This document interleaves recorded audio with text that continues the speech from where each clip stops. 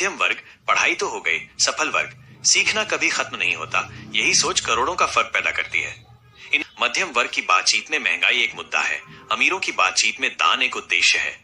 सोचिए आप किस तरह की सोच वाले लोगों के साथ उठते बैठते हैं, क्योंकि बातचीत ही आपकी दिशा तय करती है। पैसों की नहीं, विचारों की समस्या होती है। Robert Schuler.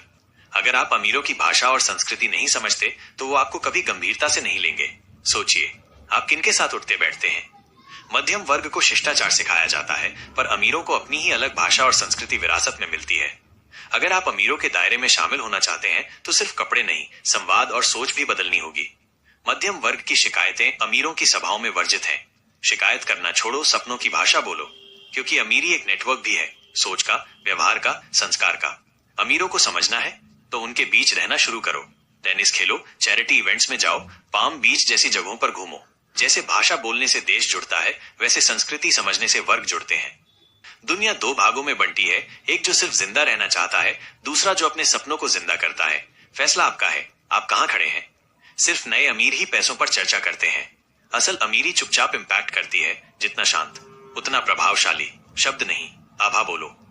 मध्यम वर्ग यात्रा को खर्च मानता है, जबकि अमीर इसे निवेश मानते हैं, क्योंकि अमीर जानते हैं कि दुनिया को देखने से सिर्फ मजा नहीं, बल्कि नए अवसर, नए कनेक्शन और नई सोच मिलती है। अगर आप अमीर बनना चाहते हैं तो उनकी तरह दुनिया को देखना शुरू करें। यात्रा आपको सिर्फ मंजिल नहीं, नेटवर्क भी देती है। किताबें आपको जानकारी देती हैं, लेकिन दुनिया आपको समझ देती है। सिर्फ संग्रहालय देखकर संस्कृति नहीं समझी जा सकती।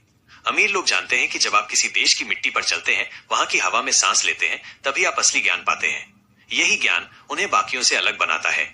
मध्यम वर्ग छुट्टी पर जाता है, अमीर लोग अनुभव लेने जाते हैं।